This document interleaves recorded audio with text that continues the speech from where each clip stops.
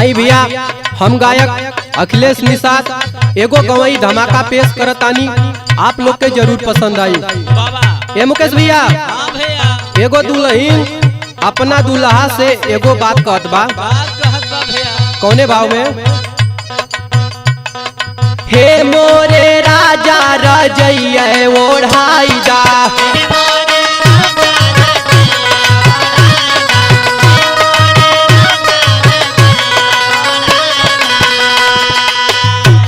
रजैया ओढ़ाई दा, रजैया ओढ़ाई दा, हे मोरे राजा रजैया ओढ़ाई दा।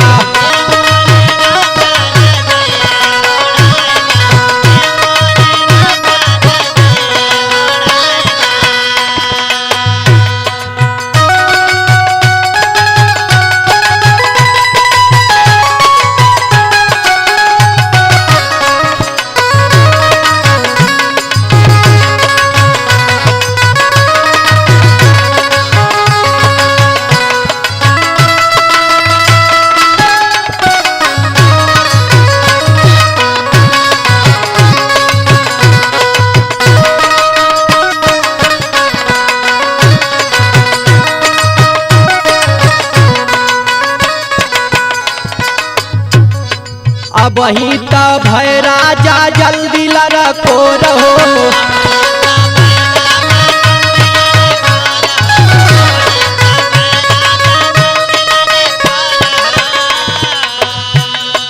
पुसवा के जाड़ राजा लागे बड़ी जोर हो,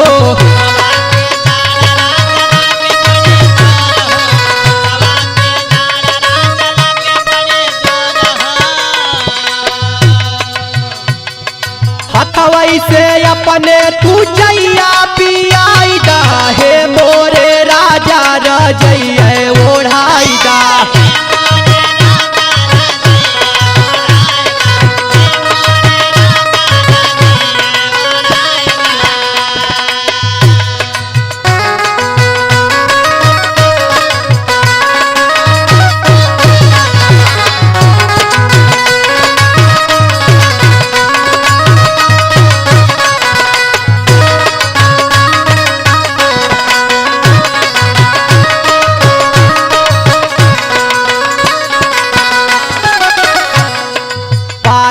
में काम नहीं करब दुनो जुनिया,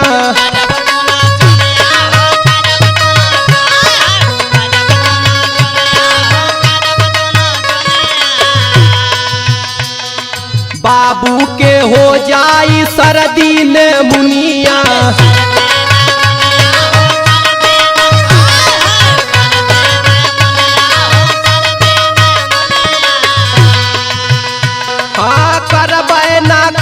कमन दाई लगावाई दा, हे मोरे राजा रजैया ओढ़ाई दा।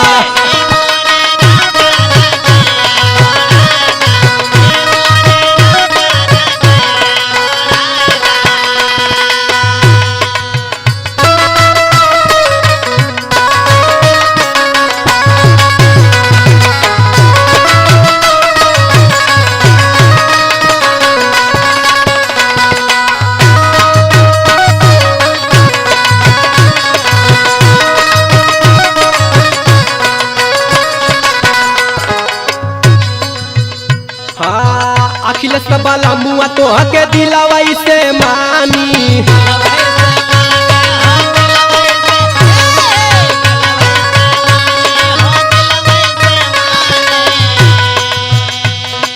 बतिया के मान राजा सच कहतानी,